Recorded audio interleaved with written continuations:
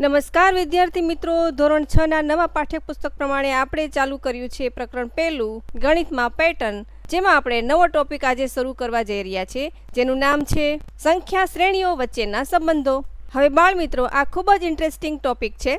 શું બે સંખ્યા શ્રેણીઓ વચ્ચે પણ કોઈ સંબંધ હોઈ શકે, એ આપણે અહીં જોવાનું છે. તો કેટલીક વાર સંખ્યા શ્રેણીઓ એકબીજા સાથે આશ્ચર્યજનક રીતે સંબંધ ધરાવતી હોય છે. હવે તે કેવી રીતે ધરાવે છે અને સંખ્યા શ્રેણીઓમાં થોડો ઘણો પણ ફેરફાર કર્યા પછી પણ આપણે નવું શું રિઝલ્ટ મળે છે, એટલે કે નવી કઈ સંખ્યા શ્રેણી મળે છે, તે આપણે જોવાનું છે. જેમ કે અહીં આપણને ઉદાહરણ આપ્યું છે, જ્યારે આપણે એકી સંખ્યાઓ એટલે કે ઓડ નંબર્સનો સરવાળો કરીએ ત્યારે આપણને શું રિઝલ્ટ મળે છે તે જોઈ લઈએ. તો વિદ્યાર્થી મિત્રો, આપણને ખબર છે કે ઓડ નંબરની અંદર 1, 3, 5, 7, 9, 11, 13 આ બધી જ સંખ્યાઓનો સમાવેશ થાય છે. હવે આપણને કીધું છે એવી રીતે કે આ સંખ્યાઓનો આપણે ક્રમશઃ સરવાળો કરતો જવાનો છે. એટલે 1 થી શરૂ કરીએ તો આપણને 1 મળે છે. ત્યાર પછી 1 અને 3નો સરવાળો કરીશું તો આપણને 4 મળે છે. ત્યાર પછી 1, 3 અને 5નો સરવાળો કરતાં આપણને 9 મળે છે. ત્યારબાદ 1, 3, 5, 7નો સરવાળો કરીએ એટલે આપણને 16 મળે છે. હવે ફરી પાછી એક આંકડો ઉમેરી દઈએ, એટલે કે 1, 3, 5, 7, 9 આ બધી સંખ્યાઓનો સરવાળો કરીએ એટલે આપણને 25 મળે છે. ત્યાર પછી હજી એક સંખ્યા ઉમેરી દઈએ, એટલે કે 1, 3, 5, 7, 9 અને 11 આટલી સંખ્યાઓનો સરવાળો કરતાં આપણને 36 મળે છે. હવે અહીં આપણને કઈ નવી પેટર્ન મળે છે? 1, 4, 9, 16, 25 અને 36 આવા કંઈક આંકડા આપણને મળે છે અને હજી આગળ પણ મળતા રહેશે. તો હવે તમે જ વિચારો બાળ મિત્રો કે આ પેટર્ન આપણે ક્યાં જોયેલી છે? એકદમ સાચું, આ વર્ગની સંખ્યાની શ્રેણી છે. એટલે કે એકી સંખ્યાઓનો જ્યારે આપણે સરવાળો કરીશું તો આપણને વર્ગ સંખ્યાઓ મળે છે. એટલે કહેવાનો મતલબ એમ છે કે આ બે પેટર્ન વચ્ચે પણ કંઈક ને કંઈક સંબંધ જોડાયેલો છે. તો આ આપણે જે એકી સંખ્યાઓનો સરવાળો કર્યો અને જે વર્ગ સંખ્યાઓ મળી તેને જો આપણે ચિત્રાત્મક રીતે રજૂ કરવી હોય તો તેને આપણે આવી રીતે ગ્રીડની અંદર બનાવી શકીએ છીએ. તો સૌથી પહેલાં અહીંયા 1 લીધો છે એટલે 1 ટપકું જોડ્યું છે. ત્યાર પછીમાં 3 ઉમેરીને ફરીથી એક આપણને ચોરસ મળે છે, એટલે કે 4 ટપકા મળે છે. ત્યાર પછી 5 ટપકા ઉમેરીને ફરીથી આપણને એક નવો ચોરસ મળે છે. ત્યારબાદ ફરીથી 7 ટપકા ઉમેરીને નવો ચોરસ મળતો જાય છે. ત્યારબાદ 11 ટપકા ઉમેરીને ફરીથી આપણને એક નવો ચોરસ મળે છે. તેવી જ રીતે 13 ટપકા ઉમેરીને ફરીથી આપણને એક નવો ચોરસ મળે છે.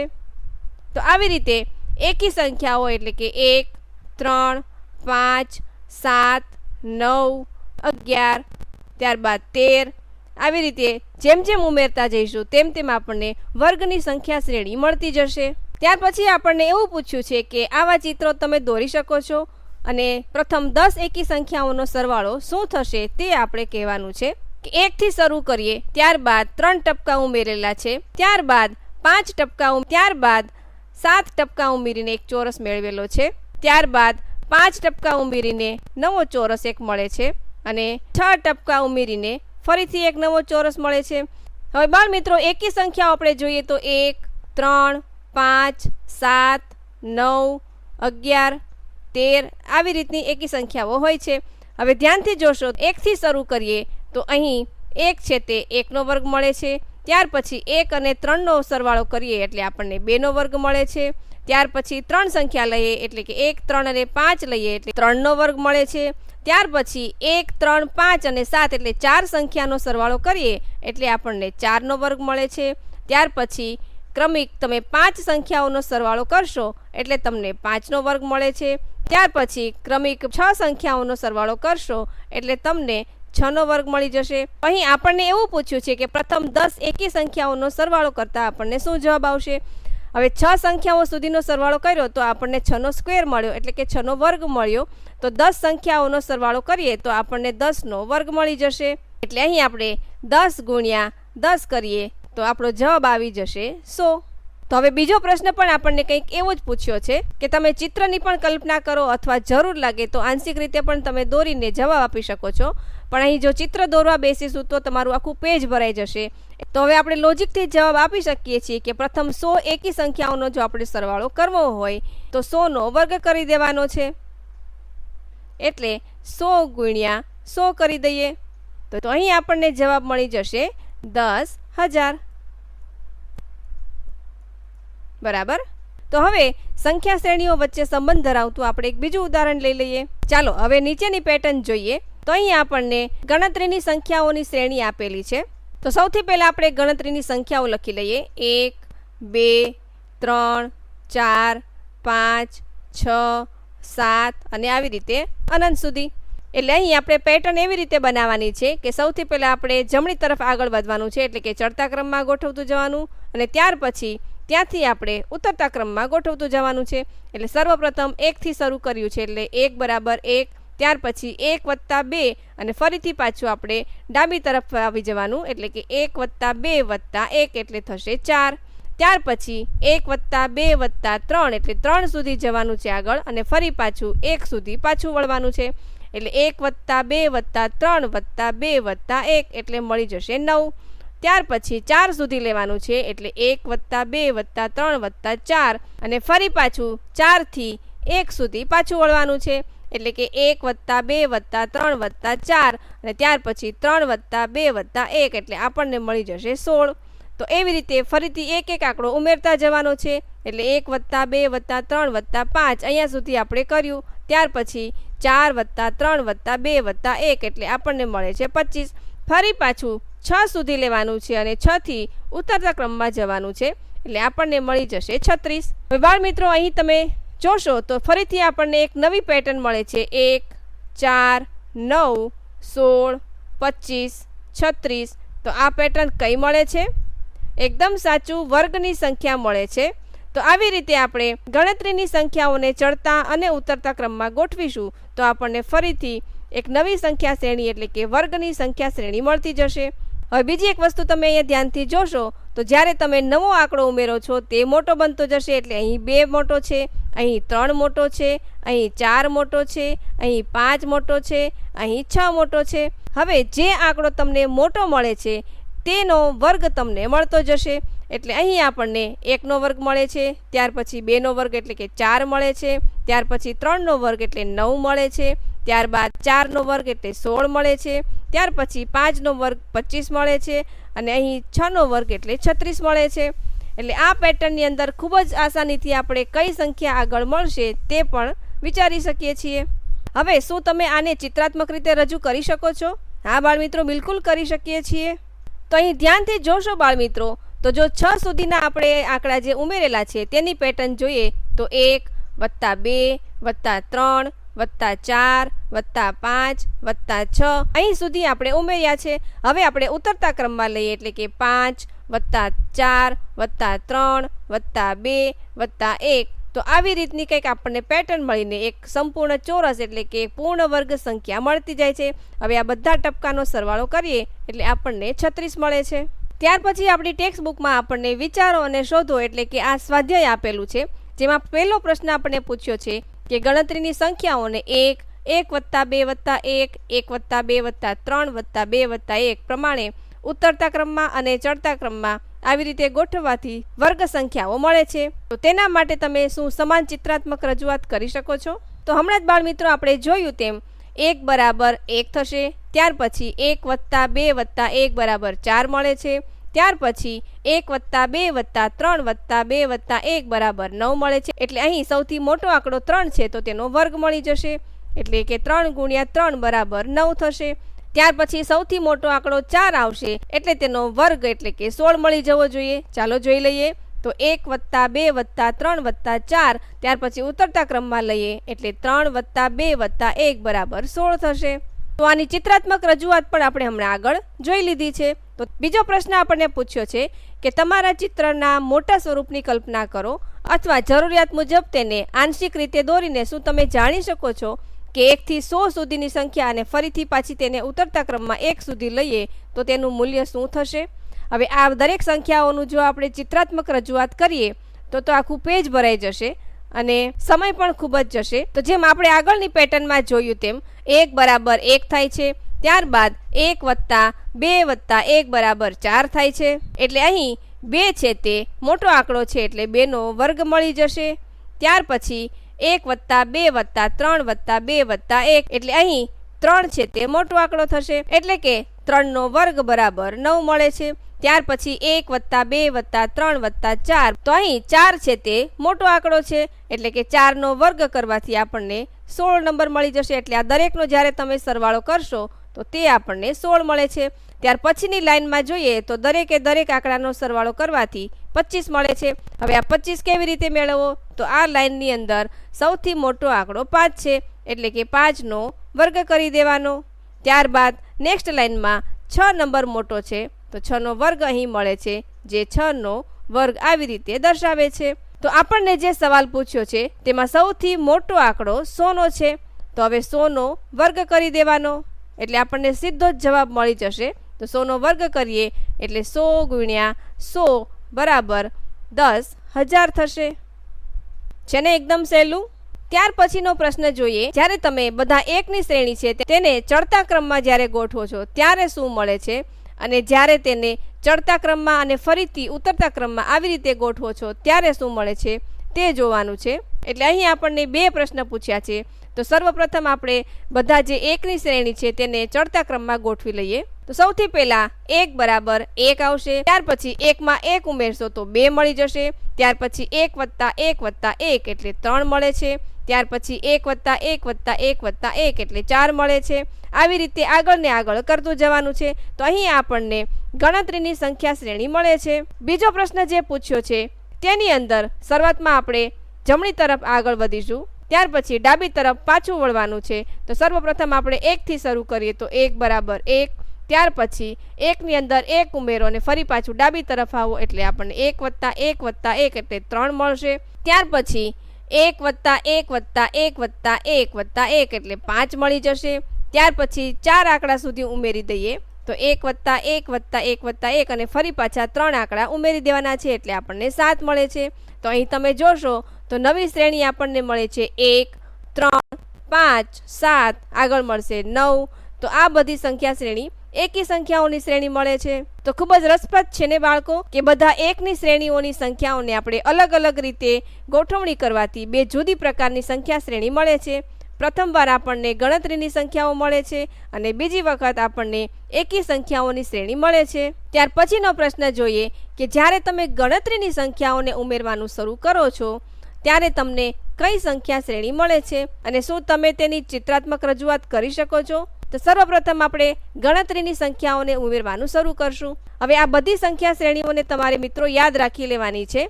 તો હવે ગણતરીની સંખ્યા કઈ આવે છે? એકદમ સાચું, 1 થી શરૂ કરીને અનંત સુધી. તો સર્વપ્રથમ આપણે 1 બરાબર 1 થશે. ત્યાર પછી 1 + 2 3 થશે. ત્યાર પછી 1 + 2 + 3 એટલે કે 6 થશે. ત્યાર પછી 1 + 2 + 3 + 4 બરાબર 10 થશે. તો આવી રીતે એક એક આંકડો આપણે ઉમેરતો જવાનો છે. તો અહીં આપણને નવી સંખ્યા શ્રેણી મળે છે 1, 3, 6, 10. તો હવે નેક્સ્ટ આંકડો કયો આવશે આપણને અંદાજ આવી જાય કે હવે 15 જ આવશે. તો આ બધી સંખ્યા શ્રેણીઓ કઈ છે? એકદમ સાચું, ત્રિકોણીય સંખ્યાઓની શ્રેણી છે. તો જો આને આપણે ચિત્રાત્મક રીતે રજૂ કરવું હોય તો ખૂબ જ સરળ છે. સર્વપ્રથમ 1 લીધું, ત્યાર પછી 1 + 2 એટલે અહીં આપણે 3 મળી જશે. ત્યાર પછી 1 + 2 + 3 કરી દઈએ તો આપણને 6 મળી જશે. ત્યાર પછી 1 + 2 + 3 વત્તા હવે 4 કરી દેવાના છે એટલે આપણને 10 મળે છે. હવે નેક્સ્ટ આપણે 5 ઉમેરી દઈએ તો 1, 2, 3, 4 અને 5 એટલે નેક્સ્ટ આંકડો આપણને મળી જશે 15. આવી રીતે આગળ ને આગળ જતા જઈશું તેમ તેમ આપણને મોટો મોટો ત્રિકોણ મળતો જશે. તો જ્યારે આપણે ગણતરીની સંખ્યાઓને એક પછી એક ઉમેરતા જઈએ ત્યારે આપણને ત્રિકોણીય સંખ્યાઓની શ્રેણી મળતી જાય છે. એટલે કઈ 2 સંખ્યા શ્રેણી વચ્ચેનો સંબંધ થયો? ગણતરીની સંખ્યાઓ અને ત્રિકોણીય સંખ્યાઓની વચ્ચેનો સંબંધ થઈ ગયો. ત્યાર પછી 5મો પ્રશ્ન આપણને પૂછ્યો છે કે જ્યારે તમે 2 ક્રમિક ત્રિકોણીય સંખ્યાઓની જોડ ઉમેરો છો ત્યારે શું થાય છે? તો સર્વપ્રથમ આપણે યાદ કરો કે ત્રિકોણીય સંખ્યાઓ કઈ કઈ છે. તો ત્રિકોણીય સંખ્યાઓની અંદર 1, 3, 6, 10, 15 અને અનંત સુધી આ બધી જ સંખ્યાઓ ત્રિકોણીય સંખ્યાઓ છે. હવે તેને આપણે જ્યારે ઉમેરીશું ત્યારે આપણને કઈ શ્રેણીઓ મળે છે તે જોઈ લઈએ. તો સૌથી પહેલાં આપણે 1 થી શરૂ કરીએ, ત્યારબાદ 1 + 3 ઉમેરી દઈએ તો આપણને 4 મળે છે. ત્યાર પછી 3 + 6 કરીએ એટલે આપણને 9 મળે છે. હવે 6 + 10 કરીશું તો આપણને 16 મળે છે અને ત્યાર પછી 10 વત્તા 15 કરીએ એટલે આપણને 25 મળે છે. એટલે અહીં આપણને નવી સંખ્યા શ્રેણી મળે છે 1, 4, 9, 16 અને 25. તો આ સંખ્યા શ્રેણી કઈ છે? એકદમ સાચું. તો જવાબમાં આપણે લખીશું કે અહીં આપણે ચોરસ સંખ્યાઓની શ્રેણી મેળવીએ છીએ. હવે આપણે અહીં ચિત્રાત્મક રજૂઆત કરવાની છે. હવે બાળ મિત્રો, આપણે જાણીએ છીએ કે જ્યારે કોઈ ચોરસ હોય એને વચ્ચેથી આવી રીતે કટ કરીએ તો આપણને 2 ત્રિકોણ મળે છે. તો શું આ 2 ત્રિકોણીય સંખ્યાઓને આપણે જે ટપકા દ્વારા રજૂ કરી છે તેમાં પણ ચોરસ બની જશે ખરો? તે આપણે જોઈ લઈએ. તો અહીં આપણે 3 વત્તા 6 બરાબર 9 કર્યા તેની અંદર વિચારી લઈએ તો અહીં આપણને એક ત્રિકોણ મળે છે. ત્યાર પછી આપણે 6 ટપકા ઉમેર્યા તો ફરીથી આપણને આ એક ત્રિકોણ મળી જાય છે. તો આ 2 ત્રિકોણને જ્યારે ભેગા કરીએ તો આપણને એક પૂર્ણ ચોરસ મળી જાય છે. તો શું આ 6 વત્તા 10ની અંદર શક્ય થાય છે તે જોઈ લઈએ. તો અહીં આપણે આ આકૃતિની અંદર સમજવાનો પ્રયત્ન કરીએ. તો સૌથી પહેલાં આ 1 વત્તા આપણે આ 3 છે તે ત્રિકોણ લઈએ તો આપણને આ એક ચોરસ મળે છે. ત્યાર પછી 3 ટપકા એટલે કે આ એક ત્રિકોણ થશે અને ત્યારબાદ 6 ટપકા એટલે આ ત્રિકોણ થશે. એટલે ફરીથી આપણને આ એક ચોરસ મળી જાય છે. ત્યારબાદ 6 ટપકા વિચારીએ એટલે આ ત્રિકોણ થશે અને 10 ટપકા એટલે આ ત્રિકોણ થશે. હવે ધ્યાનથી જોશો બાળ મિત્રો તો તમને આ એક મોટો ચોરસ મળી જાય છે. એટલે 2 ત્રિકોણીય સંખ્યાઓને જોડીને પણ આપણને એક ચોરસ મળી જાય છે. ત્યારબાદ 10 વત્તા 15 બરાબર 25નો વિચાર કરીએ તો અહીંયા આપણને આ ત્રિકોણ એક મળે છે અને બીજો ત્રિકોણ અહીં મળી જાય છે. તો ફરી આપણને એક મોટો ચોરસ મળી જાય છે જે બતાવે છે 5નો વર્ગ એટલે કે 25 ટપકા મળીને એક મોટો ચોરસ બનાવે છે. તો આવી રીતે 2 ત્રિકોણીય સંખ્યા મળીને એક ચોરસ બનાવી શકાય છે જેની આપણે ચિત્રાત્મક રજૂઆત પણ કરી લીધી. તો હવે ત્યાર પછીનો પ્રશ્ન જોઈએ કે જ્યારે તમે 1થી શરૂ કરીને 2ની ઘાતવાળી સંખ્યા ઉમેરવાનું શરૂ કરો એટલે કે 1, 1 વત્તા 2, 1 વત્તા 2 વત્તા 4, 1 વત્તા 2 વત્તા 4 વત્તા 8 આવી રીતે લો છો ત્યારે શું થાય છે?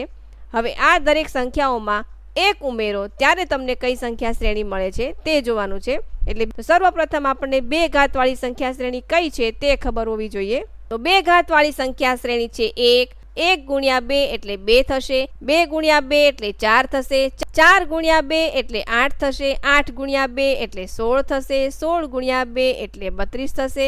આવી રીતે અનંત સુધી જવાનું છે. હવે આપણને જે ઉમેરવાનું કહ્યું છે તે રીતે ઉમેરતા જઈએ. તો સૌથી પહેલાં 1થી શરૂ થશે, ત્યાર પછી 1 વત્તા 2 કરવાથી 3 મળે છે. ત્યારબાદ 1 વત્તા 2 વત્તા 4 એટલે 7 મળે છે. ત્યાર પછી 1 વત્તા 2 વત્તા 4 વત્તા 8 બરાબર 15 મળે છે. એટલે આપણને નવી સંખ્યા શ્રેણી એક મળી ગઈ 1, 3, 7, 15. તો આ બધી સંખ્યાઓની અંદર હવે આપણને કીધું છે કે 1 ઉમેરતું જવાનું છે. એટલે 1 વત્તા 1 કરીશું તો આપણને 2 મળે છે. ત્યાર પછી 3 વત્તા 1 કરીશું તો આપણને 4 મળશે.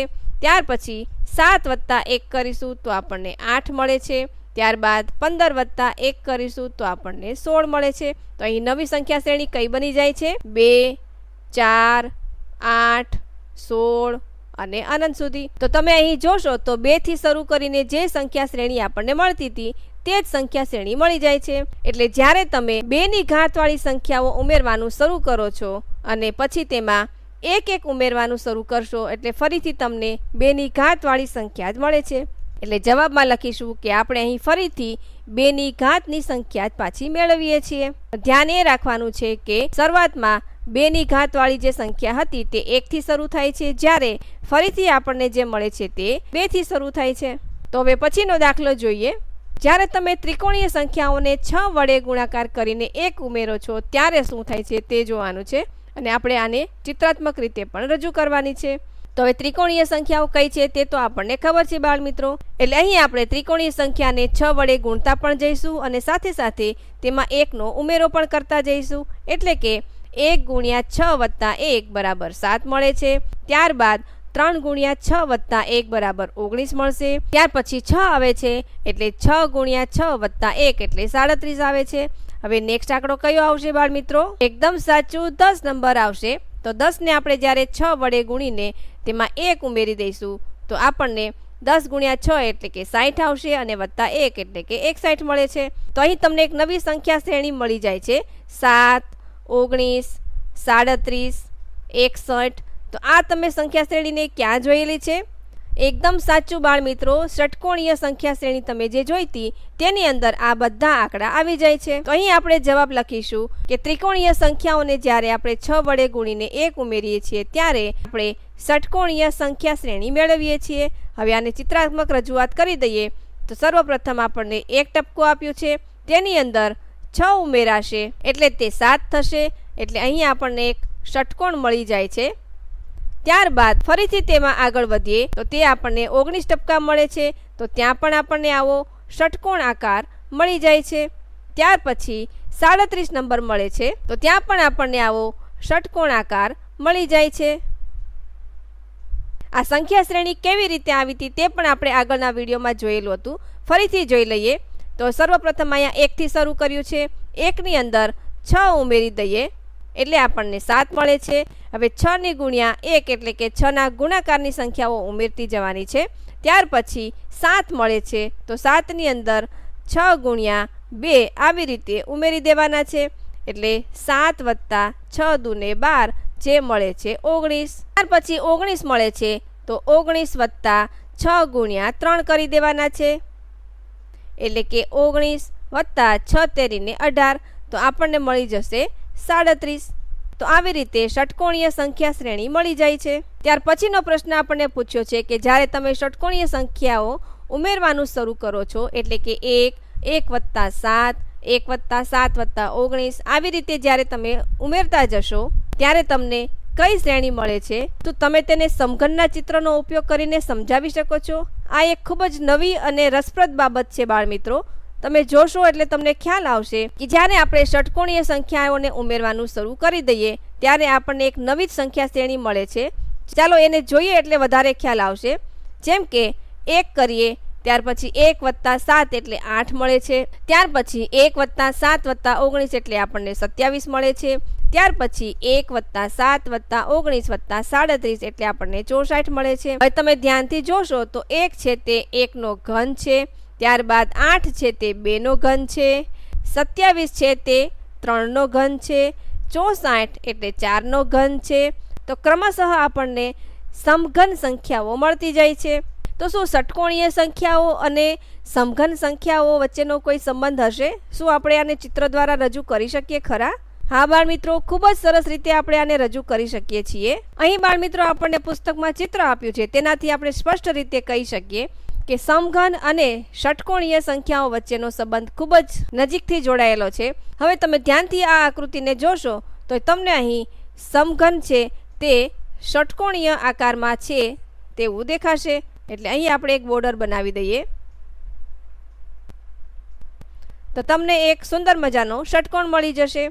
જેમ કે અહીં પહેલું વહેલું જે બોક્સ છે તે યલો કલરનું છે અને અહીં પણ આપણને એક યલો કલરનું ટપકું બનાવીને આપેલું છે.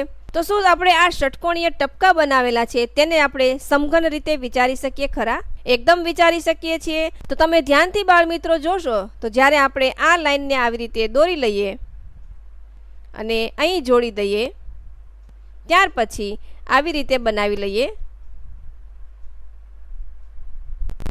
તો આપણને આ ટપકાઓની અંદર પણ એક સમઘન છે તેવું દેખાઈ આવે છે. એટલે ષટકોણીય સંખ્યાઓને જ્યારે આપણે જોડીએ છીએ ત્યારે આપણને પૂર્ણ ઘન સંખ્યાઓ મળતી જાય છે. ત્યાર પછીનો આપણે ટોપિક આવે છે આકારોમાં પેટર્ન. તે આપણે નેક્સ્ટ વિડીયોમાં જોઈશું. Thank you.